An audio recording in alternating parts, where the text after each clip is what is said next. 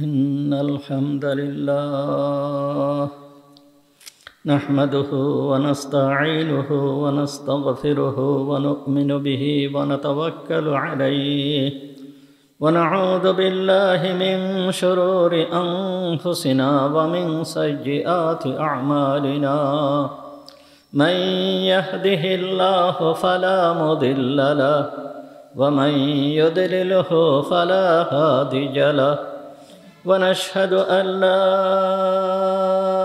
إله إلا الله وحده لا شريك له ونشهد أن سيدنا مولانا محمدًا عبده ورسوله أرسله بالحق بشيرا ونذيرا صلى الله تعالى عليه وعلى آله وأصحابه وبارك وسلم تسليما كثيرا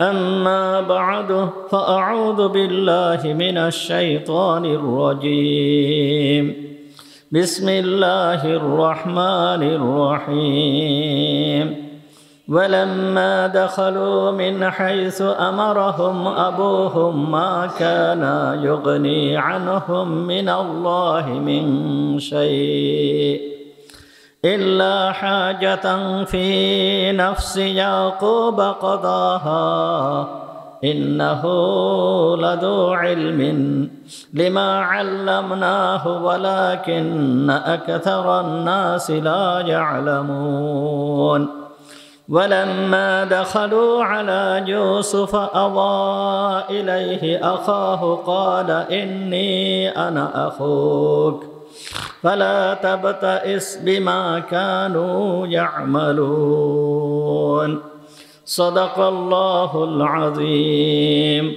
ونحن على ذلك من الشاهدين والشاكرين اللهم صل على محمد وعلى آل محمد كما صليت على إبراهيم وعلى آل إبراهيم إنك حميد مجيد اللهم بارك على محمد وعلى آل محمد كما باركت على إبراهيم وعلى آل إبراهيم إنك حميد مجيد سبحانك لا علم لنا إلا ما علمتنا اللهم انفعنا بما علمتنا فعلمنا ما ينفعنا فعلمنا ما ينفعنا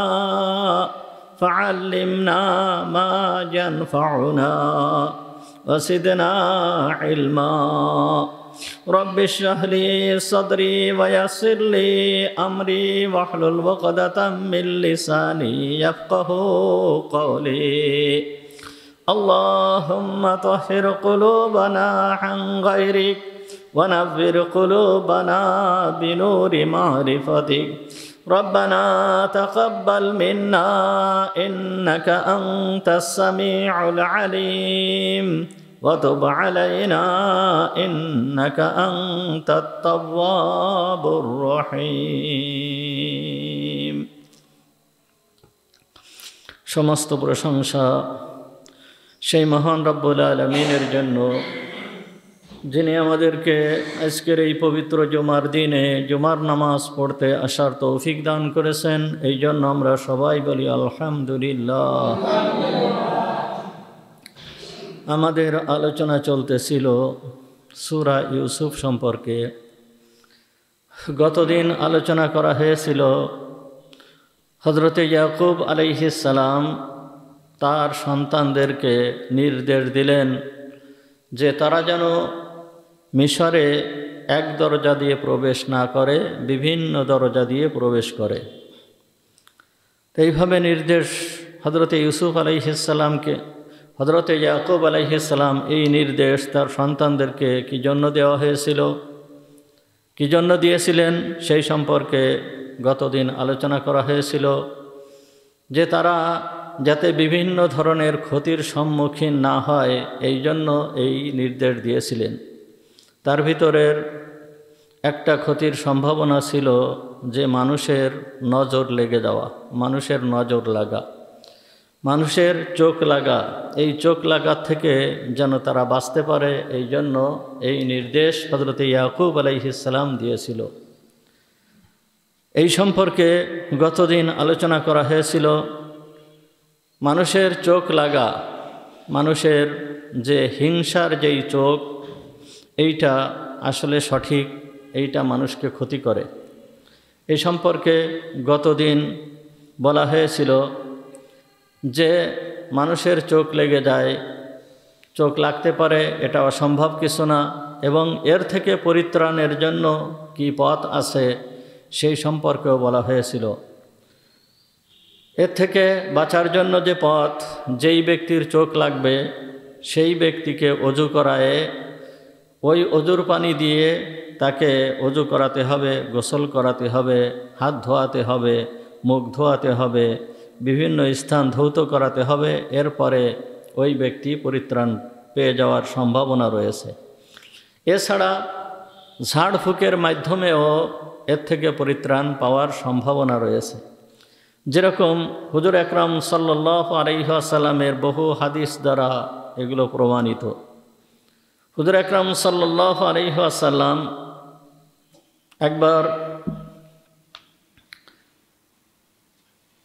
উনার স্ত্রী হযরতে উম্মে সালামা রাদিয়াল্লাহু তাআলা আনহার ঘরে প্রবেশ করলেন। যখন উম্মে সালামার ঘরে প্রবেশ করলেন তখন ওই ঘরের ভিতরে একটা শিশু ক্রন্দন করতেছিল, কাঁদতেছিল। যখন ওই শিশু কাঁদতেছিল, কাদার কারণ সম্পর্কে মুহাম্মদুর রাসূলুল্লাহ সাল্লাল্লাহু আলাইহি ওয়াসাল্লাম জিজ্ঞেস করলেন। জিজ্ঞেস করার পরে তারা বলল যে হুজুর, এই ছেলের চোখ লেগেছে, অর্থাৎ বদনজর লেগেছে। তখন হুজুর আকরাম সাল্লাল্লাহু আলাইহি ওয়াসাল্লাম বললেন যে একে ঝাড়ফুঁক করাও না কেন? তাহলে বোঝা গেল যে ঝাড়ফুঁক করানোর দ্বারা এর থেকে পরিত্রাণ পাওয়া যায়। এই হাদিসটি ইমামে দারুল হিজরাহ চার মাযহাবের বিশিষ্ট ইমাম মালিক রাহমাতুল্লাহি আলাইহির লিখিত কিতাব, তার প্রসিদ্ধ কিতাব মুয়াত্তার ভিতরে এই হাদিসটি আসছে, আরও অন্যান্য কিতাবের ভিতরে আসছে। হাদিসের বর্ণনাকারী হচ্ছে হযরতে উরওয়া ইবনে জুবায়ের রাদিয়াল্লাহু তাআলা আনহু। হযরতে আসমা রাদিয়াল্লাহু তাআলা আনহার ছেলে হুজুর আকরাম সাল্লাল্লাহু আলাইহি ওয়াসাল্লামের স্ত্রী আয়েশা, এই আয়েশার বড় বোন হচ্ছে আসমা। আবু বকর সিদ্দিক রাদিয়াল্লাহু তাআলা আনহুর মেয়ে আসমা। এই আসমা রাদিয়াল্লাহু তাআলা আনহুর ছেলে উরওয়া, ইনার থেকে হাদিসটা বর্ণিত। ইনি বর্ণনা করতেছেন আন্না উরওয়া ইবনে জুবায়ের রাদিয়াল্লাহু তাআলা আনহু হাদাসাহু আন্না রাসূলুল্লাহ সাল্লাল্লাহু আলাইহি ওয়াসাল্লাম দাখালা বাইতি উম্মে সালামাতা সাওজান নবীজি সাল্লাল্লাহু আলাইহি ওয়াসাল্লাম, যে মুহাম্মদুর রাসূলুল্লাহ সাল্লাল্লাহু আলাইহি ওয়াসাল্লাম হুজুরের স্ত্রী উম্মে সালামার ঘরে প্রবেশ করলেন।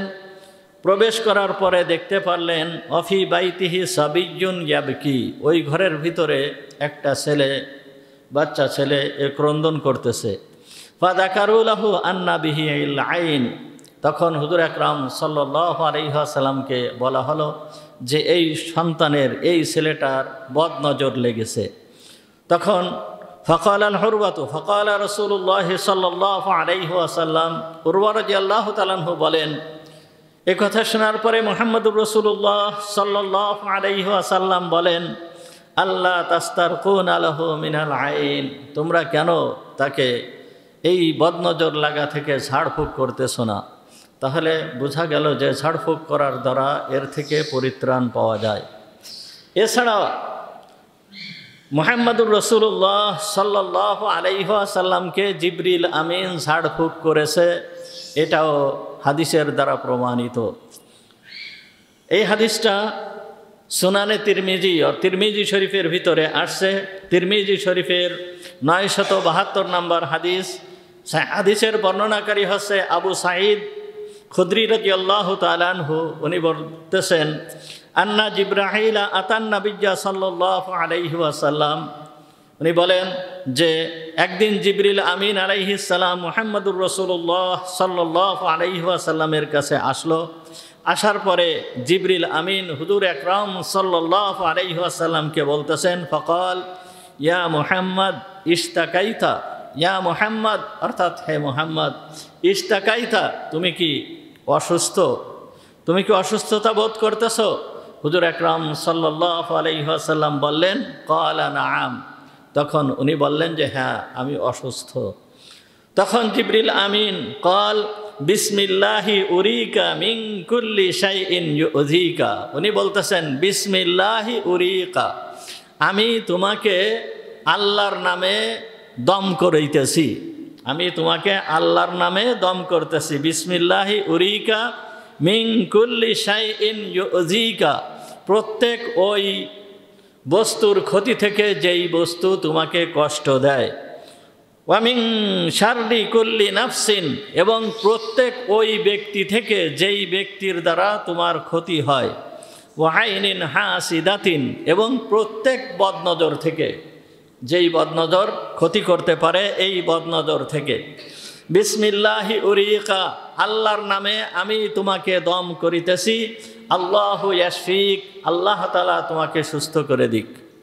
তাহলে হুজুর আকরাম সাল্লাল্লাহু আলাইহি ওয়াসাল্লামকে জিবরিল আমিন এটা দম করেছেন, ঝাড়ফুঁক করেছেন, তিরমিজি শরীফের এই হাদিস দ্বারা আমরা জানতে পারলাম।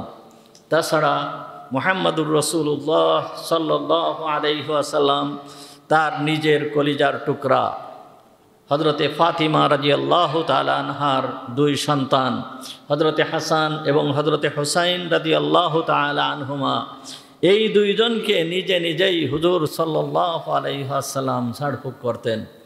এই হাদিস বহু কিতাবের ভিতরে আসছে, বুখারী শরীফের ভিতরে আসছে, আবু দাউদ শরীফের ভিতরে আসছে, তিরমিজি শরীফের ভিতরে আসছে, ইবনে মাজাহ শরীফের ভিতরে আসছে, তারপরে মুসান্নাফে ইবনে আবি শাইবার ভিতরে আসছে, মুসনাদে আহমদের ভিতরে আসছে, সুনানুল কুবরা লিল বাইহাকি, সুনানুল কুবরা লিন নাসাই, এই সমস্ত কিতাবের ভিতরে হাদিসটি আসছে।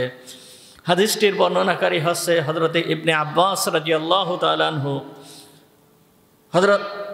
হযরতে ইবনে আব্বাস রাদিয়াল্লাহু তাআলা আনহু বলেন, কানা রাসূলুল্লাহ সাল্লাল্লাহু আলাইহি ওয়াসাল্লাম, মুহাম্মদুর রাসূলুল্লাহ সাল্লাল্লাহু আলাইহি ওয়াসাল্লাম ইউহাব্বিদুল হাসান ওয়াল হুসাইন, তিনি হাসান এবং হুসাইন রাদিয়াল্লাহু তাআলা আনহুকে ঝাড়ফুঁক করতেন। কিভাবে? ইয়াকুল, তিনি বলতেন, উঈদুকুমা বিকালিমাতিল্লাহি তাম্মাহ মিন কুল্লি শাইতানিন ওয়া হাম্মাহ ওয়া মিন কুল্লি আইনিন লাম্মাহ।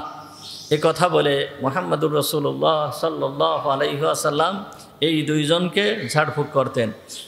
ওয়াকুল, এবং তিনি আরও বলতেন, হাকাদা কানা ইব্রাহিমু ইউহাব্বিদু ইসহাকা ওয়া ইসমাঈল, এইরকমভাবে ঝাড়ফুঁক করেছেন হযরতে ইব্রাহিম আলাইহিস সালাম, ইসহাক আলাইহিস সালাম এবং ইসমাঈল আলাইহিস সালামকে এইভাবে ঝাড়ফুঁক করেছেন।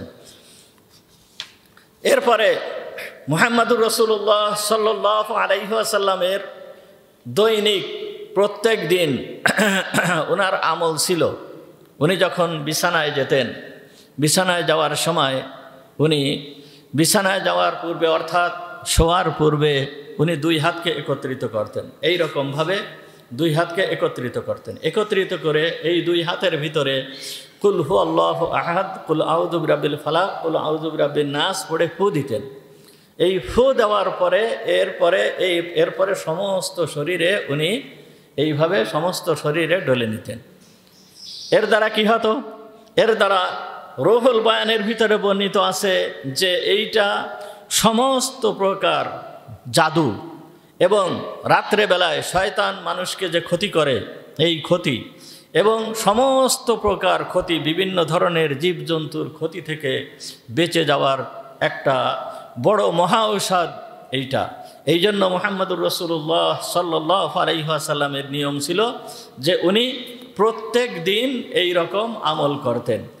এইটাও সহিহ বুখারী শরীফের ভিতরে আসছে, অন্যান্য কিতাবের ভিতরে আসছে। বুখারী শরীফের 5017 নম্বর হাদিস। হুজুর আকরাম এই হাদিসটা হযরতে আয়েশা রাদিয়াল্লাহু তাআলা আনহা, হযরতে আয়েশা রাদিয়াল্লাহু তাআলা আনহা থেকে বর্ণিত। আয়েশা থেকে হযরতে উরওয়া, যেই কথা আগেই বলা হলো, যেই সাহাবীর কথা আগে বলা হয়েছে, এই উরওয়া রাদিয়াল্লাহু তাআলা আনহু ওনার খালা থেকে বর্ণনা করেছেন। হযরতে আয়েশা রাদিয়াল্লাহু তাআলা আনহা বলেন, আন্না নাবিয়্যা সাল্লাল্লাহু আলাইহি ওয়াসাল্লাম কানা ইযা আওয়া ইলা ফিরাশিহি। হুজুর আকরাম সাল্লাল্লাহু আলাইহি ওয়াসাল্লাম ওনার অভ্যাস ছিল, যখন উনি বিছানায় আসতেন, কুল্লা লাইলাতিন, প্রত্যেক রাতে যখন উনি বিছানায় আসতেন, জামাহা কাফাইহি, উনি ওনার দুই হাতকে একত্রিত করতেন, এইভাবে দুই হাতকে একত্রিত করতেন। ওয়া নাফাসা ফিহিমা, এবং ওই দুই হাতে ফু দিতেন। কি পড়ে ফু দিতেন? উনি করাআ ফিহিমা পড়তেন, ওই উহার ভিতরে কুল হু আল্লাহু আহাদ, কুল আউযু বিরাব্বিল ফালাক, কুল আউযু বিরাব্বিন নাস। তাহলে কুল হু আল্লাহ, কুল আউযু বিরাব্বিল ফালাক আর কুল আউযু বিরাব্বিন নাস, এই তিনটা সূরা পড়ে ফু দিতেন, এইভাবে ফু দিতেন। ফু দিয়ে সুম্মা ইয়ামসাহু বিহিমা মাস্তাতাআ মিন জাসাদিহি, এরপরে এই হাত দিয়ে ওনার সমস্ত শরীর যতদূর সম্ভব, যতদূর যায়, এই শুরুর অংশের থেকে এইভাবে উনি সমস্ত শরীরে মুছে নিতেন, সমস্ত শরীর মুছে ফেলতেন। তাহলে এই আমলটা কিভাবে করতে হবে? যে যখন বিছানায় যাওয়ার পূর্বে, শোয়ার পূর্বে কুল আউযু বিরাব্বিল ফালাক, কুল হু আল্লাহু আহাদ, কুল আউযু বিরাব্বিন নাস আর কুল আউযু বিরাব্বিল ফালাক একবার পড়তে হবে, পড়ে হাতে ফু দিতে হবে। এইভাবে হাতে ফু দিয়ে হাতের মাথার এই দিক থেকে সামনের দিকে, সামনের এই দিকে এই পর্যন্ত যতদূর সম্ভব এইভাবে করতে হবে একবার। ফিরে আবার ওই তিনটা সূরা পড়ে হাতে ফু দিতে হবে। হাতে ফু দিয়ে আবার মাথার এইখান থেকে শুরু করে একেবারে সমস্ত শরীরের সম্মুখের অংশ, সামনের অংশ এইভাবে মুছে ফেলতে হবে। আবার ওই তিনটা সূরা পড়তে হবে, তিনটা সূরা পড়ে হাতে ফু দিতে হবে, হাতে ফু দিয়ে ওইভাবে সমস্ত শরীরে ডলে দিতে হবে। তাহলে এইভাবে যদি করে, তাহলে এই ব্যক্তি সমস্ত প্রকার ক্ষতির থেকে বেঁচে যাবে। বিভিন্ন প্রকার রোগ, এই সমস্ত মানুষের শরীরে যেই বড় বড় রোগগুলো সাধারণত আসে, এইগুলো সাধারণত রাত্রেবেলায় আসে। এই সমস্ত রোগগুলো সাধারণত রাত্রেবেলায় আসে। রাতের বেলায় এই জীবাণুগুলো মানুষের শরীরে ঢোকে। এই জন্য ধরেন গতদিনও বলা হয়েছে কুল আউযু বিরাব্বিল ফালাক আর কুল আউযু বিরাব্বিন নাস। এই যে কুল আউযু বিরাব্বিল ফালাক আর কুল আউযু বিরাব্বিন নাস, এর ভিতরে, এর তাফসিরের ভিতরে মুফাসসিরিনে কেরাম রেখেছেন যে বড় বড় রোগগুলো সব রাত্রেবেলায় মানুষের শরীরে ঢোকে। এই জন্য যদি কোনো ব্যক্তির আমল, গতদিন বলেছিলাম যে মাগরিবের পরে 3 বার সূরা ইখলাস, 3 বার সূরা ফালাক, 3 বার সূরা নাস, এবং ফজরের পরে 3 বার সূরা ফালাক, 3 বার সূরা নাস আর 3 বার সূরা ইখলাস পড়ে, তাহলে এই ব্যক্তি সমস্ত ক্ষতির থেকে বেঁচে যায়। আর আজকে এই হাদিসের দ্বারা বুঝলাম যে রাত্রেবেলায় শোয়ার আগে, আবার শোয়ার আগে যখন এই রকমভাবে মানুষ এই 3টা সূরা আমল করে, তখন সে সমস্ত প্রকার ক্ষতির থেকে বেঁচে যায়। তাহলে বোঝা গেল যে ঝাড়ফুঁকের দ্বারা মানুষ অনেক ক্ষতির থেকে বেঁচে যায়, অনেক ক্ষতির থেকে বেঁচে যায়। এটা কোরআনের দ্বারা প্রমাণিত, হাদিসের দ্বারা প্রমাণিত। অনেক সময় কিছু সংখ্যক লোক আছে যে যারা এইগুলোকে মানতে চায় না, এইগুলোকে বিশ্বাস করতে চায় না। এইগুলো বিশ্বাস না করার কোনো কিছুই নাই, বরঞ্চ এইগুলো কোরআনের দ্বারা প্রমাণিত, হাদিসের দ্বারা প্রমাণিত। সূরা ফালাক, এই সূরা ফালাকের ভিতরে একটা আয়াত রয়েছে, ওয়ামিন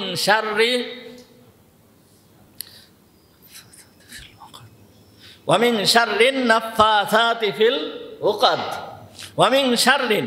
হুজুর আকরাম সাল্লাল্লাহু আলাইহি ওয়াসাল্লামকে যখন জাদু করেছিল, জাদু করার পরে এর ভিতরে একটা আয়াত আছে, হযরত জিবরিল আমিন আলাইহিস সালাম এসে একটা আয়াত পড়তেছিলেন, আর ওই যে 11টা গিট দিয়েছিল, 11টা গিটের একটা গিট খুলে যাচ্ছিল।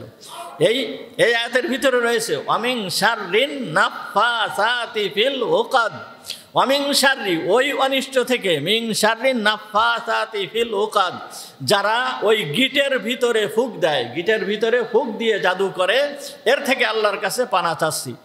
তাহলে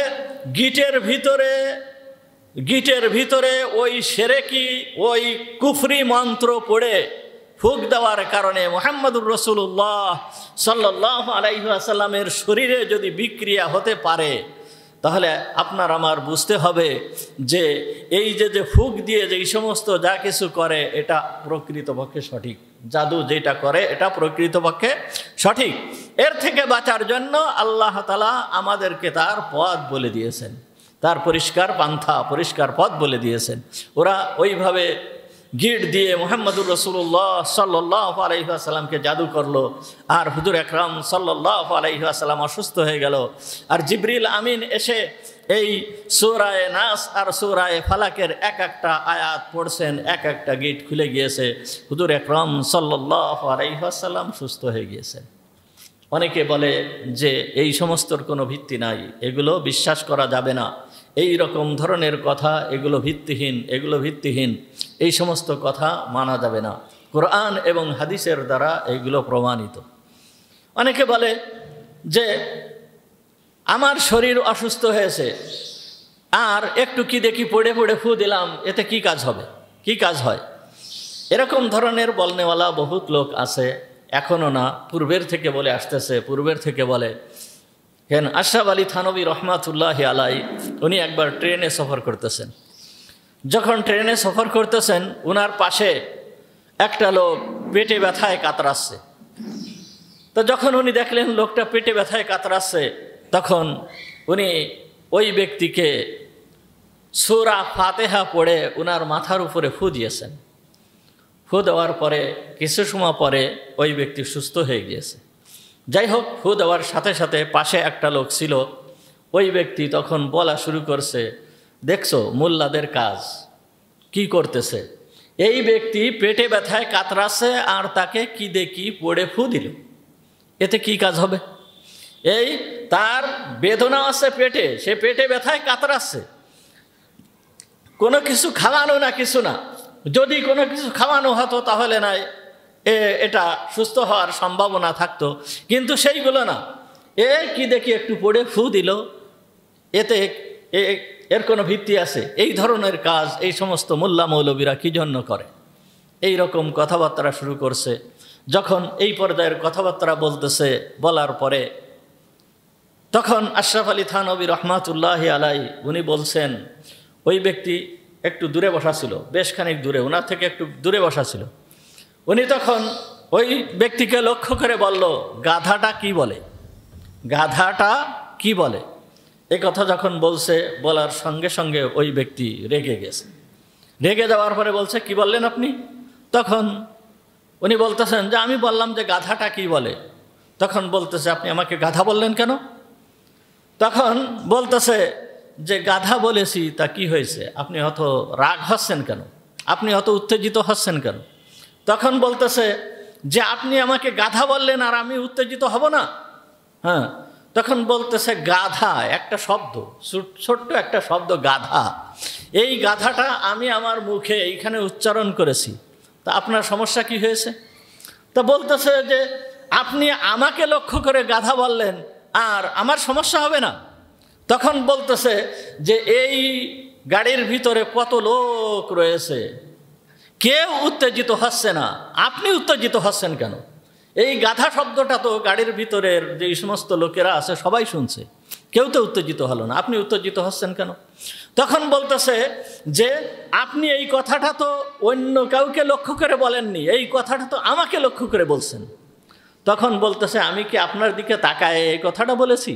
তখন বলতেছে, তাকানো লাগবে কেন, আপনার উদ্দেশ্য তো আমাকেই বলছেন যে গাধাটা কি বলে। তখন উনি বলতেছেন, দেখেন এই শব্দটা আপনাকে বোঝানোর জন্য আমি বলেছি, আপনাকে বোঝানোর জন্য আমি বলেছি। আমার মুখের ছোট্ট একটা শব্দ গাধা, শুধুমাত্র গাধা, এই শব্দটা আপনাকে যদি এত উত্তেজিত করতে পারে, আমার মুখের একটা শব্দ, যেই শব্দটা আপনার দিকে তাকায়ও বলিনি, আপনাকে আপনাকে সম্বোধন করেও বলিনি, মোটামুটি আমি আমার মুখ দিয়ে বের করেছি গাধাটা কি বলে। আমার উদ্দেশ্য আপনাকে উদ্দেশ্য করে আমি বলেছি। তা আপনাকে উদ্দেশ্য করে শুধু একটা শব্দ গাধা, এই শব্দটা যেই আপনি এত দূরে রয়েছেন, আপনি আমার কাছেও না, আপনার মাথার উপরে বলিনি, আপনার মুখের উপরে বলিনি, আপনি ওই দূরে রয়েছেন, আপনার দিকে তাকায়ও বলিনি, শুধুমাত্র আপনাকে উদ্দেশ্য করে বলেছি এই কথা। এই শব্দটা যদি আপনার শরীরের ভিতরে ক্রিয়া করতে পারে, আপনার মনের ভিতরে পরিবর্তন আনতে পারে, আপনাকে এইরকম উত্তেজিত বানায় দিতে পারে, তাহলে আমার রবের কালাম, এই কালাম কি এই ব্যক্তির ভিতরে কোনো ক্রিয়া করতে পারবে না? অবশ্যই পারবে, অবশ্যই পারবে। এটা অবশ্যই পারে। এটা হচ্ছে আমার রবের কালাম। সূরা ফাতিহা আমার রবের কালাম। মুহাম্মদুর রাসূলুল্লাহ সাল্লাল্লাহু আলাইহি ওয়াসাল্লাম পরিষ্কার বলেছেন যে সূরা ফাতিহা সমস্ত রোগের ঔষধ। সুতরাং এই সূরা ফাতিহা পড়ে আমি এই ব্যক্তির মাথায় ফু দিয়েছি। সুতরাং এত দূরের থেকে যদি আপনাকে ক্রিয়া করতে পারে, তাহলে যার মাথায় ফু দিয়েছি, এই মাথায় ফু দেওয়ার কারণে তার পেটের ভিতরে কি ক্রিয়া করতে পারে না? অবশ্যই পারে, অবশ্যই পারে। এরকম ধরনের বহুত ঘটনা আমাদের সামনে ঘটে, কিন্তু আমরা এগুলো লক্ষ্য করি না। আল্লাহর কালাম এর একটা শক্তি অবশ্যই আছে, অবশ্যই এর ভিতরে শক্তি আছে। একবার আমি আমাদের মাদ্রাসা থেকে, নোয়াপাড়া পীরবাড়ি মাদ্রাসা থেকে এক এলাকায়, আমাদের ওই এলাকায় বাগডাঙ্গা নদীর উপর, এই নদী না, ওই পাশে চিত্রা নদী আছে, সে চিত্রা নদীর ওপার বাগডাঙ্গা গ্রাম, ওইখানে গিয়েছিলাম। যাওয়ার পরে ওইখানে এক লোকের সাথে সাক্ষাৎ হলো। সাক্ষাৎ হওয়ার পরে উনি আমাদের পীর সাহেব হুজুরের একটা ঘটনা বলতেছিলেন, অর্থাৎ আমাদের বর্তমান পীর সাহেব হুজুরের আব্বা খাজা আব্দুল মাজিদ শাহ, ওনার একটা ঘটনা বলতেছিলেন। উনি বলতেছেন উনি খুব সম্ভব ওই জায়গার চেয়ারম্যান অথবা মেম্বার ছিলেন। সে অনেক আগের কথা, মনে হয় 2000 সালেরও আগের কথা। তো ওই সময় উনি হয়তো চেয়ারম্যান নইলে মেম্বার ছিলেন। উনি বলতেছেন যে আমি নোয়াপাড়া কলেজে পড়তাম। তা নোয়াপাড়া কলেজে যখন পড়তাম, ওই সময় আমাদের খেলা হচ্ছিল, ওই খেলার মাঠে আমি খেলতেছিলাম, ফুটবল খেলতেছিলাম। এমন সময় আমার প্রচণ্ড পেটে ব্যথা শুরু হয়েছে। যখন পেটে ব্যথা শুরু হয়েছে, তখন আমার ছাত্র ভাই যারা ছিল তারা আমাকে ধরে নিয়ে বলল যে চলো পীর সাহেব হুজুরের কাছে নিয়ে যাই। আমাকে ধরে নিয়ে পীর সাহেব হুজুরের কাছে নিয়ে আসলো। যখন পীর সাহেব হুজুরের কাছে নিয়ে আসছে, আনার পরে পীর সাহেব হুজুর বলল যে একটু পানি নিয়ে আসো। তখন ওরা একটু পানি নিয়ে গেল। পানি নেওয়ার পরে উনি ফু দিলেন। তা আমার ওই পানির যে ফু দিয়েছেন, ওতে আমার তেমন একটা ভক্তি হলো না। মানে পানির পাত্রটা ধরেছে দূরে, আর উনি ফু দিয়েছেন এইভাবে। আমি মনে করলাম যে ওই ফুটও কিছু লাগেনি। যাই হোক, আমি ওই পানি একটু খালাম। খাওয়ার পরে হুজুর বলল যে এই পানি একটু খাওয়াই দাও, আর ওকে বাড়ি যাওয়ার পরে এই পানি আবার খেতে বলবে। তো আমি ওইখান থেকে একটু খালাম। খাওয়ার পরে আমি চলে আসতেছি, বাড়িতে চলে যাব, অর্থাৎ বাগডাঙ্গায় চলে যাবে। তো বলতেছে, উনি নিজেই বলতেছে ওনার ঘটনা। উনি বলতেছে যে আমি খেয়ার পরে উঠছি, খেয়ার পরে উঠার পরে আমার পেটে ব্যথা একটু কম কম লাগতেছে। তারপরে আমি মনে মনে ধারণা করতেছি যে পানি রয়েছে কোথায় আর ফু দিল কোথায়। ওই ফু কি পানির ভিতরে লাগছে? ওই পানি আর নেওয়ার দরকার নেই, আমি ওই খেয়ার পরের থেকে নদীর ভিতরে ঢেলে ফেলে দিয়েছি। যখন এই পানি ঢেলে ফেলে দেওয়ার পরে আমি বাড়িতে চলে গেছি। বাড়িতে চলে যাওয়ার পরে ব্যথা আরও প্রচণ্ড হয়েছে, খুব বেশি ব্যথা হয়েছে। এখন ব্যথা আমি সহ্য করতে পারতেছি না। তো পরের দিন এই ঘটনা আমি সবাইকে বললাম। বলার পরে কিছু কিছু লোক বলল যে তুমি এই কাজ করলে কেন? আবার পীর সাহেব হুজুরের কাছে যাও, যে তুমি আবার পানি পড়ে নিয়ে আসো। পানি পড়ে খাওয়ার পরে হয়তো আল্লাহ তাআলা তোমাকে মাফ করে দিতে পারেন। তা লোকজন যখন বলছে, তখন আমি নিরুপায় হয়ে গেছি। আসলে যখন কোনো ব্যক্তি কোনো বিপদে পড়ে বা অসুস্থ হয়, সে নিরুপায় হয়ে যায়। তার যতই জ্ঞান থাকুক আর যতই কিছু থাকুক, এইগুলো কোনো কাজে আসে না। তখন সে একেবারে নিরুপায় হয়ে যায়। তখন ওই ব্যক্তি বলতেছে আমি আবার আসলাম।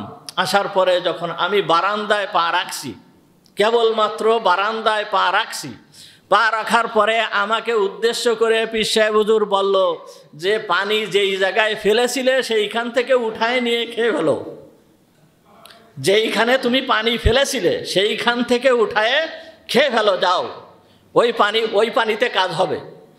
তখন বলে কি যে আমি কেবলমাত্র বারান্দার এইখানে পা রাখলাম আর হুজুর এই কথা বললো যে যেইখানে পানি ফেলেছিলাম সেইখান থেকে পানি উঠায় খেয়ে ফেলো। আমি ফিরে চলে আসলাম, ফিরে এসে আবার খেয়ায় উঠলাম, খেয়ায় উঠে আমি যেই সুজাত খেয়ায় ওই পানিটা ফেলেছিলাম ওইখান থেকে আমি পানি তুলেছি, পানি তোলার পরে ওইখান থেকে পানি খেয়েছি, খাওয়ার পরে আল্লাহ তাআলা আমাকে সুস্থ করে দিয়েছেন। ওই ব্যক্তির ঘটনা, পরিষ্কারভাবে ওই ব্যক্তির ঘটনা, আমার নিজের ঘটনা। আমি তখন মনে হয় ক্লাস 3-তে পড়ি। এই সময় আমি খুব অসুস্থ হয়ে পড়েছিলাম। আমার আব্বা মোটামুটি একটু ডাক্তার ছিলেন, গ্রাম্য ডাক্তার। উনি ওই গ্রাম্য ডাক্তার হিসাবে খুলনার বড় বড় ডাক্তারদের সাথে ওনার পরিচয় ছিল। তখন আব্বা আমাকে নিয়ে, তখন ডাক্তার, আমার মনে আছে, ডাক্তার আজিজুর রহমান ছিল গল্লামারি, ডাক্তার নাসিম উদ্দিন ছিল, ইনাদের কাছে পর্যন্ত বড় বড় ডাক্তার খুলনার ভিতরে, ওনাদের কাছে নিয়ে দেখাইছে, কিন্তু আমার কোনো কাজ হয় নাই, আমার সেই অসুস্থতা সারে নাই। তখন আমার দাদা শ্বশুর, তখন তো দাদা শ্বশুর হয় নাই, উনি আমাদের এই পেশা হুজুরের আব্বা খাজা আব্দুল মজিদ শাহ মুরিদ ছিলেন। উনি প্রত্যেক সপ্তাহে এখানে আসতেন। তো উনি একদিন বলতেছে, আমার আব্বার নাম ছিল ওলিয়ার রহমান রহমাতুল্লাহি আলাই, ওলিয়ার রহমান নাম ছিল, আমার আব্বার নাম ধরে উনি বলতেছে, ওলিয়ার তোমার ছেলেটাকে আমার সাথে একটু পাঠায় দিও তো, দেখি আমি হুজুরের কাছে একটু নিয়ে যেয়ে একটু হুজুরের কাছের থেকে একটু দেখায় নিয়ে আসি। তখন আব্বা বলল যে ঠিক আছে তাহলে নিয়ে যান। আমি আসলাম, তখন আমি ক্লাস 3-তে পড়ি। আমি যখন আসলাম, আসার পরে হুজুরকে দেখলাম, দেখার পরে হুজুর আমাকে হুজুরের কাছে নিয়ে গেল। নিয়ে যাওয়ার পরে হুজুর আমার মাথায় একটা ফু দিয়ে দিল। ফু দিয়ে দেওয়ার পরে এরপরে বলল যে তুকমা আর হচ্ছে জোয়ানি, বলল যে এই দুইটা জিনিস নিয়ে আসো। ওই দুইটা জিনিস নিয়ে গেল। নিয়ে যাওয়ার পরে ওতে উনি ফু দিয়ে দিলেন। ফু দিয়ে দেওয়ার পরে বলল যে এই দুইটা জিনিস এইভাবে খাবে। তো খোদার ফজলে, আল্লাহর ফজলে মাত্র 1 সপ্তাহ খাওয়ার পরে আমি সুস্থ হয়ে গিয়েছিলাম। মাত্র 1 সপ্তাহ খাওয়ার পরে আমি সুস্থ হয়ে গিয়েছিলাম। তা এটা আল্লাহ তাআলার কালাম, আল্লাহর কালামের ভিতরে আল্লাহ তাআলা এইরকম শক্তি রেখে দিয়েছেন। আমাদের এই পীর সাহেব হুজুরের ঘটনা, খাজা এই রফিকুজ্জামান শাহ এর ঘটনা খুব সম্ভব বাগেরহাট অথবা অন্য কোনো জায়গা থেকে অনেক আগের ঘটনা। এই জায়গায় একটা লোক এত অসুস্থ, মানে সে চলতে ফিরতে পারে না, খুব বড় লোকের সন্তান, ধনী লোকের সন্তান, অনেক ডাক্তার দেখায়ছে, সে তার মানে পাটা হয়ে গেছে, সে চলতে পারে না। তা এইরকম অবস্থায় এইখানে এনে রেখে গিয়েছে যে হুজুর এ সুস্থ না হওয়া পর্যন্ত আর আমরা একে বাড়ি নেব না। আর ওই যে সুস্থ হয়েছে তারও কথা যে আমি এইখান থেকে যাব না, সুস্থ হই আর না হই, যদি মারা যায় আমি এইখানেই মারা যাব, আমি এইখান থেকে যাব না। কিন্তু এই লোকটা, সে পীর সাহেব হুজুর যদি কিছু না দিতেন, অন্য কেউ যদি কোনো খাবার টাবার দিতেন তাও খাতো না। তা একবার পীর সাহেব হুজুর 3-4 দিনের সফরে ছিলেন। এই 3-4 দিন অন্য লোকে খাবার দিয়েছে, তাও খায় নাই। যখন হুজুর আসছে বৃহস্পতিবারে, আসার পরে এ কথা হুজুরকে বলছে যে হুজুর এ 3-4 দিন ধরে কিছু খায় না। তা হুজুর তখন একটু রাগ হয়ে গেলেন যে আমার তো প্রায় বিভিন্ন জায়গায় যাওয়া লাগে, আর ওইভাবে না খেয়ে থাকবে, এরকম হবে। হুজুর ওই রাগ মুহূর্তে ওই অবস্থায় ওর কাছে গেছে, যায় ওই ব্যক্তিকে দেশে এক ধমক, এই কি ব্যাপার, তুই খাইস না কেন, তুই না খেয়ে রয়েছিস কেন? এই বলে উনি এরকম আঙ্গুল ধরেছে, আঙ্গুল পরে ধর, আমার আঙ্গুল ধর, এইভাবে আঙ্গুল দিয়ে ওসে ধরার পরে ওই ধরেছে, ও মানে ওই হুজুরের ধমক শুনে কেমন যেন ভয়তে কাঁপতেছিল, আঙ্গুল ধরেছে, ধরার পরে বলছে দাঁড়া। সঙ্গে সঙ্গে দাঁড়ায় গেছে। দাঁড়ায় যাওয়ার পরে বলছে হাট, এইবার হাঁটা শুরু করেছে, বলছে যা বাড়ি চলে যা। এই ছেলে ওইখানে একেবারে সম্পূর্ণ সুস্থ হয়ে গিয়েছে এবং ওকে বাড়ি পাঠায় দিয়েছে। তা এটা আল্লাহওয়ালাদের ব্যাপার, বিশেষ করে এর ভিতরে আল্লাহ তাআলা শক্তি রেখে দিয়েছেন। এই শক্তি নিজস্ব কোনো শক্তি না, এটা হচ্ছে আল্লাহ তাআলার দেওয়া শক্তি।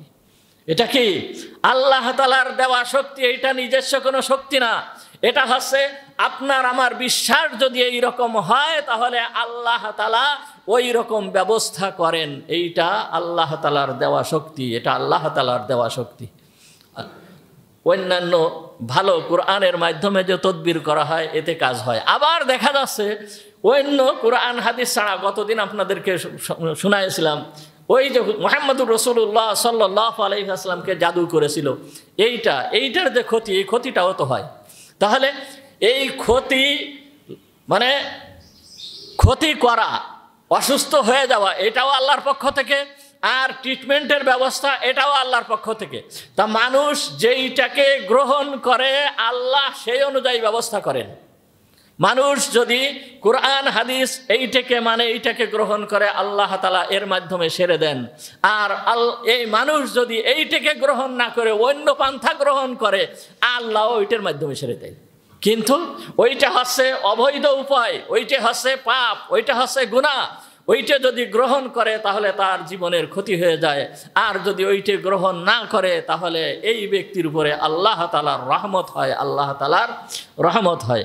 এটাও পরিষ্কার বুখারী শরীফের হাদিসের ভিতরে আসছে। বুখারী শরীফের হাদিসের ভিতরে আসছে হাদিসে কুদসি, বুখারী শরীফের ৭৪০৫ নম্বর হাদিস।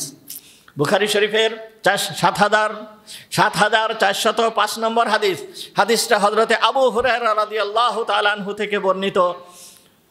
হযরতে আবু হুরায়রা রাদিয়াল্লাহু তাআলা আনহু বলেন, ক্বালা নবিয়্যু সাল্লাল্লাহু আলাইহি ওয়াসাল্লাম, মুহাম্মদুর রাসূলুল্লাহ সাল্লাল্লাহু আলাইহি ওয়াসাল্লাম বলেন, ইয়াকুলুল্লাহু তাআলা, আল্লাহ তাআলা বলেন। হুজুর বলতেছেন কি? ইয়াকুলুল্লাহু তাআলা, আল্লাহ তাআলা বলেন, আনা ইনদা যন্নি আবদি বি, আমি আমার বান্দার ধারণা অনুযায়ী আমি কাজ করে থাকি। আমি আমার বান্দার ধারণা অনুযায়ী আমি কাজ করে থাকি। আমার বান্দা যদি আমার প্রতি সুধারণা করে তাহলে আমিও সেই রকম কাজ করি, আর যদি আমার প্রতি কুধারণা রাখে তাহলে আমিও সেই রকম কাজ করে থাকি। এই হাদিসের ব্যাখ্যা বহুত। এই হাদিসের ব্যাখ্যায় মুফাসসিরিন ইকরাম যেই সমস্ত কথা লিখেছেন এর ভিতরে এইটুকু আছে যে যদি বান্দা মনে করে যে ওই জিনিসের ভিতরে আমার মুক্তি রয়েছে, ওই জিনিসের ভিতরে আমার উপকারিতা রয়েছে, তাহলে আমি ওই জিনিসের মাধ্যমে তাকে উপকারিতা দিই। এই হাদিসের ব্যাখ্যায় রয়েছে। দেখেন, নীল নদের পানি আল্লাহ তাআলা কার? ফিরাউনের অধীন করে দিয়েছেন। আগে আপনাদেরকে ঘটনা শোনায়েছি যে মিশরের প্রথা ছিল যে একটা মহিলাকে নীল নদের ভিতরে জবাই করার পরে এরপরে নীল নদের পানি প্রবাহিত হতো।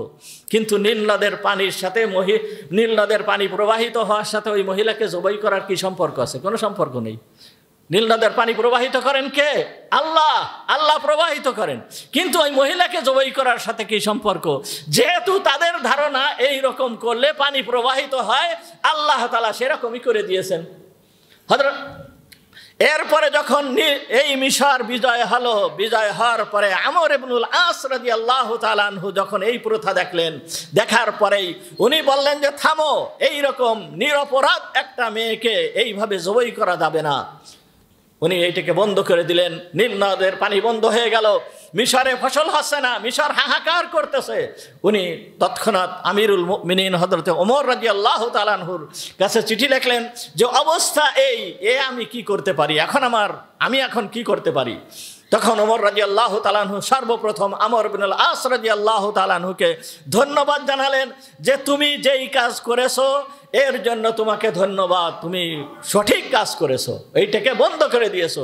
একজন মানুষের রক্ত খালি খালি এইভাবে প্রবাহিত হবে, যদিও সেই মহিলাটা বিধর্মী হয়, এই রকম প্রবাহিত হতে দেওয়া যাবে না।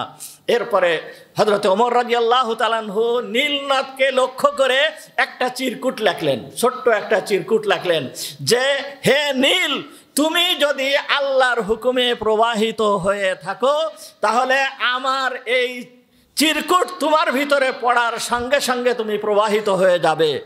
আর যদি তুমি আল্লাহর হুকুমে প্রবাহিত না হয়ে থাকো, তোমার পানির আমাদের কোনো দরকার নাই, তুমি যা ইচ্ছা তাই করো, তোমার পানির আমাদের কোনো দরকার নাই। এইটুকু লেখে চিঠির ভিতরে দিয়ে হযরতে আমর ইবনুল আস রাদিয়াল্লাহু তাআলা আনহুর কাছে পাঠিয়ে দিলেন যে এই চিঠি পৌঁছানো মাত্রই তুমি লোকজন ডেকে নিয়ে আমার এই চিরকুটকে নীল নদের ভিতরে ফেলে দেবে। হযরতে আমর ইবনুল আস রাদিয়াল্লাহু তাআলা আনহু হযরত ওমর রাদিয়াল্লাহু তাআলা আনহুর ওই কথা মেনে যখনই এই চিরকুট ওই নীল নদের ভিতরে ফেলে দিয়েছেন, সেইখান থেকে নীল নদের পানি প্রবাহিত হয়েছে। এখনো পর্যন্ত নীল নদের পানি আর কোনোদিন বন্ধ হয় নাই। এটা আল্লাহ তাআলা বান্দা আল্লাহর প্রতি যেই রকম ধারণা করবে, আল্লাহ তার প্রতি সেরকম আচরণ করবেন। আগে মানুষের ধারণা ছিল যে একজনকে জবাই করতে হবে, এরপরে নীল নদের পানি প্রবাহিত হবে, আল্লাহ তাই করেছে। এরপরে ওমর রাদিয়াল্লাহু তাআলা আনহু কি সম্বোধন করলেন নীল নদকে, যে তুমি আল্লাহর হুকুমে প্রবাহিত, সুতরাং তোমার আল্লাহর হুকুমে প্রবাহিত হতে হবে। সেইখান থেকে এখনো পর্যন্ত নীল নদ প্রবাহিত হচ্ছে। এরপরে দেখেন এই হাদিসের ভিতরে আল্লাহ তাআলা কি বলতেছেন। আজ মুসলমান আমরা, আল্লাহ তাআলা আমাদের জন্য যে কত দয়া করছেন, এইগুলোকে আমরা বাদ দিয়ে কোন দিকে চলি। দেখেন আল্লাহ তাআলা কি বলতেছেন কি, ওয়া আনা মাহু ইযা যাকারানি, আমার বান্দা যখন আমাকে স্মরণ করে আমি তার সাথে থাকি। ওয়া আনা মাহু, আমি তার সাথে থাকি। ইযা যাকারানি, যখন আমার বান্দা আমাকে স্মরণ করে তখন আমি তার সাথে থাকি। ফাইন যাকারানি ফি নাফসিহি যাকারতুহু ফি নাফসি, যদি সে মনে মনে আমাকে স্মরণ করে, দিলের ভিতরে, অন্তরের ভিতরে, মুখে প্রকাশ করেনি, দিলের ভিতরে স্মরণ করতেছে, আমিও আমার বান্দাকে আমি দিলে দিলে স্মরণ করি। ওয়া ইন যাকারানি ফি মালাইন যাকারতুহু ফি মালাইন খায়রুম মিনহুম, যদি সে আমার বান্দা যদি আমাকে কোনো এক মাজলিসের ভিতরে স্মরণ করে, কোনো সভা সমিতিতে স্মরণ করে, এই রকম লোকেদের ভিতরে স্মরণ করে, আমি আমার ওই বান্দাকে তার থেকে উত্তম মাজলিস অর্থাৎ ফেরেশতাদের মাজলিসে আমি তাকে স্মরণ করতে থাকি। ওয়া ইন তাকাররাবা ইলাইয়া বিশিবরিন তাকাররাবতু ইলাইহি যিরাআ, সে যদি আমাকে পাওয়ার জন্য 1 বিঘাত অর্থাৎ অর্ধ হাত, শিবরিন শব্দের অর্থ আছে এইটুকু, এতটুকু অগ্রসর হয়, আমি তাকে ধরা দেওয়ার জন্য আমি তার কাছে আমি 1 জিরা, এই পর্যন্ত 1 জিরা অগ্রসর হই। আল্লাহ তাআলা বলতেছেন। এরপরে বলতেছেন ওয়া ইন তাকাররাবা ইলাইয়া যিরাআন তাকাররাবতু ইলাইহি বাআ, যদি আমার এই বান্দা আমাকে পাওয়ার জন্য 1 জিরা অগ্রসর হয়, অর্থাৎ এইখান থেকে এইটুকুকে বলা হয় 1 জিরা, এইটুকু অগ্রসর হয়, তাহলে আমি তার কাছে পৌঁছার জন্য আমি 1 বা অগ্রসর হয়ে যাই। এইখান থেকে এই পর্যন্তকে বলা হয় 1 বা, এতটুকু আমি অগ্রসর হয়ে যাই। এরপরে বলতেছেন ওয়া ইন আতানি ইয়ামশি আতাইতুহু হারওয়ালা, এই বান্দা ও যদি আমার কাছে হেঁটে হেঁটে আসে, তাহলে আমি তার কাছে দৌড়ায় দৌড়ায় চলে যাই। এত কথা আল্লাহ তাআলা বলতেছেন। হাদিসটা বুখারী শরীফের ভিতরে আসে এবং হাদিসে কুদসি, হাদিস নম্বর আপনাদেরকে বলে দিলাম ৭৪০৫ নম্বর হাদিস। এই হাদিসের ভিতরে আল্লাহ তাআলা এই কথা বলেছেন। সুতরাং আপনার আমার ধারণা আল্লাহর প্রতি যেই রকম হবে, আল্লাহ তাআলাও আপনার আমার সাথে সেইভাবে ব্যবহার করবেন। যাই হোক, কথা অনেক দূর আগায় গিয়েছে। কি কোন আয়াতের তাফসীর করা হচ্ছিল, যে বলা হচ্ছিল যে হযরত ইয়াকুব আলাইহিস সালাম যখন তার সন্তানদেরকে নির্দেশ দিল কি, যে তোমরা বিভিন্ন দরজা দিয়ে প্রবেশ করবে, 1 দরজা দিয়ে প্রবেশ করবে না। এরপর হযরত ইয়াকুব আলাইহিস সালাম যে এই কথা বললেন, এরপরে বলতেছেন ওয়া মা উগনি আনকুম মিনাল্লাহি মিন শাইইন হুকমু ইল্লা লিল্লাহ আলাইহি তাওয়াক্কালতু ওয়া আলাইহি ফালইয়াতাওয়াক্কালিল মুতাওয়াক্কিলুন। এরপরে হযরত ইয়াকুব আলাইহিস সালাম বলতেছেন যে দেখো, আমি তোমাদেরকে বিপদের থেকে বাঁচার জন্য পান্থা বলে দিছি, অর্থাৎ তদবির বলে দিছি, যে ব্যবস্থাপনা বলে দিছি, তোমরা এইরকমভাবে প্রবেশ করবে। কিন্তু এই পান্থা অবলম্বন করলে, এইটা অবলম্বন করলে যে তোমরা বিপদের থেকে বেঁচে যাবা, এই বিশ্বাস যেন তোমাদের না হয়। বিপদ আপদ দেওয়ার মালিকও আল্লাহ, আর এর থেকে মুক্তি দেওয়ার মালিকও আল্লাহ। আল্লাহর উপরে তাওয়াক্কুল করতে হবে। ওয়া আলাইহি ফালইয়াতাওয়াক্কালিল মুতাওয়াক্কিলুন, আর আল্লাহর পরেই তোমরা এইভাবে বিশ্বাস স্থাপন করবে। এরপরে ওয়ালাম্মা দাখালু মিন হাইসু আমারাহুম আবুহুম মা কানা ইউগনি আনহুম মিনাল্লাহি মিন শাই ইল্লা হাজাতান ফি নাফসি ইয়াকুব কাদাহা ওয়া ইন্নাহু লাযু ইলমিন লিমা আল্লামনাহু ওয়ালাকিন্না আকসারান নাসি লা ইয়ালামুন। এরপরের আয়াতে আল্লাহ তাআলা বলতেছেন, ওয়ালাম্মা দাখালু মিন হাইসু আমারাহুম আবুহুম, এই সন্তানেরা কি করলো? বিভিন্ন দরজা দিয়ে প্রবেশ করলো। মিশরে এক দরজা দিয়ে প্রবেশ করলো না, বিভিন্ন দরজা দিয়ে প্রবেশ করলো। বিভিন্ন দরজা দিয়ে প্রবেশ করার পরে চলে গেল হযরত ইউসুফ আলাইহিস সালামের কাছে। ইউসুফ আলাইহিস সালামের কাছে যখন পৌঁছানোর পরে যেই ক্ষতির থেকে, মানে যে ইশার থেকে বাঁচার জন্য এ কথা বলেছিল, কিন্তু তার কোনো কাজ হয় নাই। আল্লাহ তাআলা বলতেছেন কি, মা কানা ইউগনি আনহুম মিনাল্লাহি মিন শাই, আল্লাহর থেকে, মানে আল্লাহর যে ফয়সালা, এর থেকে তাদেরকে বাঁচাতে পারে নাই। কিন্তু ইয়াকুব আলাইহিস সালাম শুধুমাত্র এই তদবিরটা কি জন্য বলে দিয়েছিল? তার মন চেয়েছে যে আসলে যে কোনো কাজের জন্য উপায় অবলম্বন করা, এইটা শরীয়ত সম্মত, এই উপায় অবলম্বন করার কথা আছে, এইটা সুন্নাত। কিন্তু এই উপায়ের প্রতি, এই বিষয়ের প্রতি, এই আসবাবের প্রতি মানুষ যেন ভরসা না করে। ভরসা করবে কার উপরে? আল্লাহর উপরে, একমাত্র আল্লাহর উপরে ভরসা করবে। ওষুধ খাবে, ওষুধ খাওয়া সমস্যা না, ওষুধ খাবে, কিন্তু ওষুধের পরে ভরসা থাকবে না। ভরসা থাকবে কার উপরে? আল্লাহর উপরে। এই জন্য হযরত ইয়াকুব আলাইহিস সালাম এটা ওই সন্তানদেরকে বলে দিয়েছিল। কেন? ওয়া ইন্নাহু লাযু ইলমিন, আর সে হচ্ছে একজন নবী। এই নবী হচ্ছে এলেমওয়ালা। আর কেন সে এলেমওয়ালা? লিমা আল্লামনাহু, আমি তাকে এলেম দান করেছি, একে আমি এলেম দান করেছি। ওয়ালাকিন আকসারান নাসি লা ইয়ালামুন, কিন্তু অধিকাংশ লোক তা মানে না।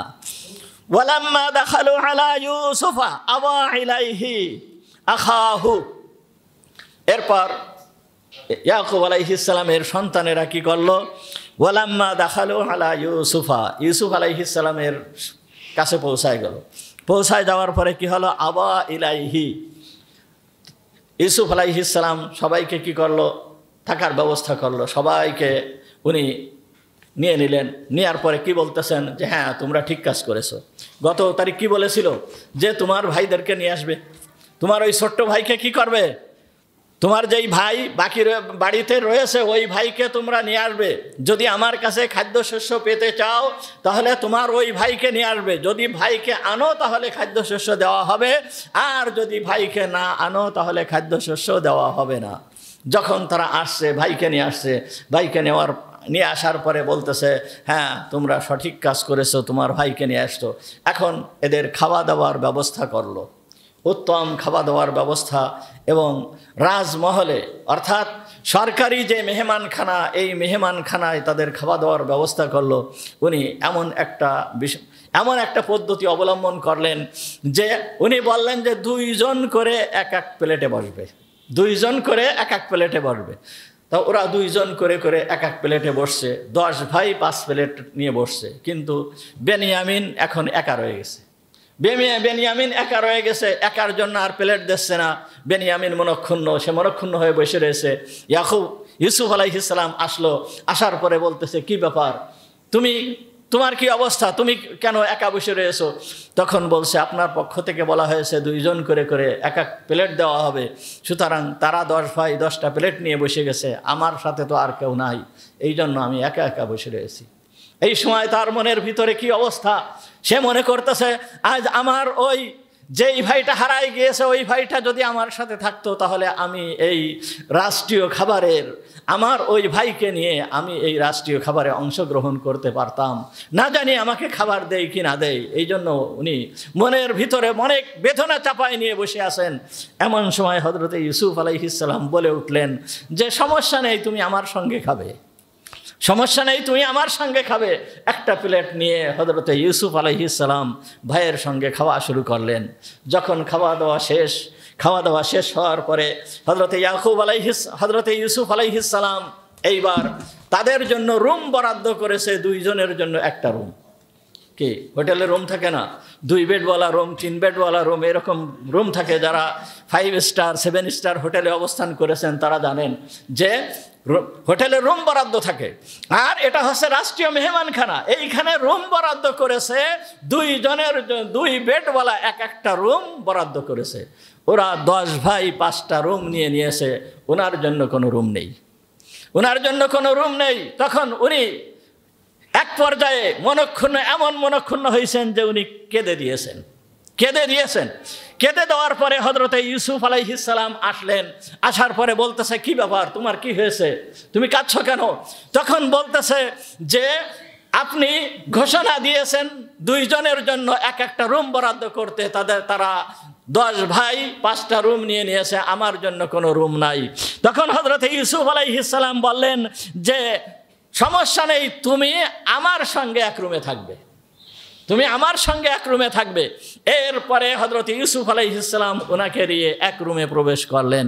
প্রবেশ করার পরে এইবার হযরত ইউসুফ আলাইহিস সালাম ওনার কাছে জিজ্ঞেস করতেছেন, বাড়ির সমস্ত অবস্থা জিজ্ঞেস করতেছেন, বলতেছেন যে তোমার নাম কি?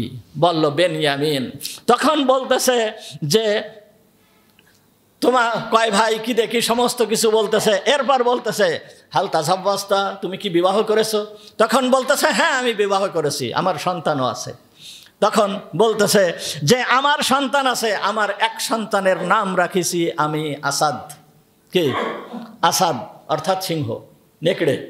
আমি জীব, আমি এক সন্তানের নাম রাখছি আমি জীব। ওই যে ভাইরা কি বলেছিল, নেকড়ে ইউসুফকে খেয়ে ফেলেছে। তখন ইউসুফ আলাইহিস সালাম ওই ভাইকে বলতেছেন যে তুমি একজন নবীর সন্তান হওয়া সত্ত্বেও তুমি তোমার এই ভাইয়ের নাম কেন তুমি নেকড়ে রাখলে?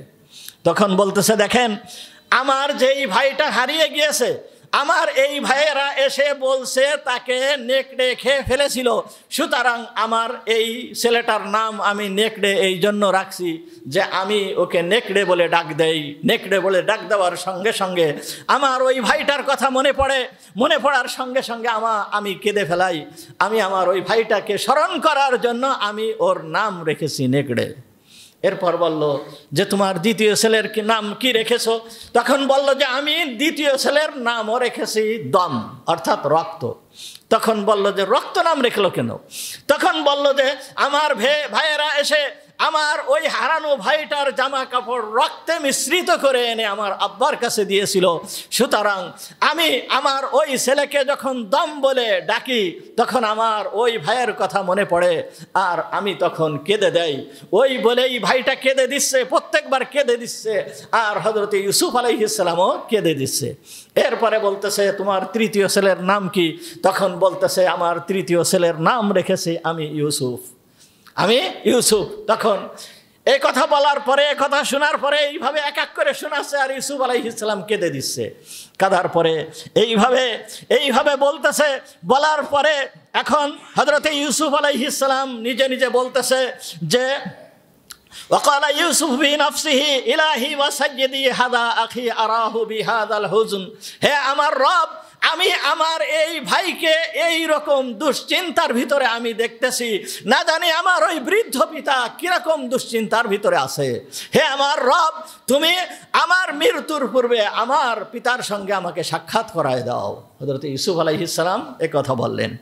এরপরে হযরত ইউসুফ আলাইহিস সালাম ওই ভাইকে বলতেছে যে হে ভাই, তুমি কি এইটা পছন্দ করো যে আতুহিব্বু আন আকুনা আখাকা বাদালা আখিকাল হালিক?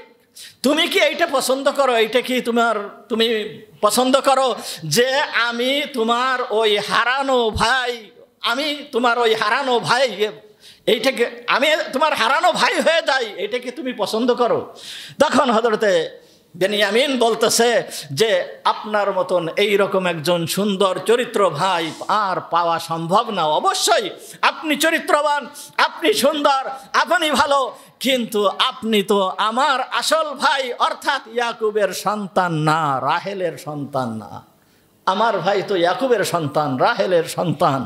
এই সময় হযরত ইউসুফ আলাইহিস সালাম আর সহ্য করতে পারলেন না, উনি কাঁদতেছিলেন। কাঁদতে কাঁদতে এমন অবস্থা, ওই ভাইকে জড়ায় ধরলেন। জড়ায় ধরে তখন বলতেছে যে ওয়ালা তাবতাইস আনা আখুক, তুমি দুশ্চিন্তা করে না, আমি হচ্ছে তোমার হারানো সেই ভাই, আমি হচ্ছে তোমার হারানো সেই ভাই। ওয়া আখিরু দাওয়ানা আলহামদুলিল্লাহি রাব্বিল আলামিন।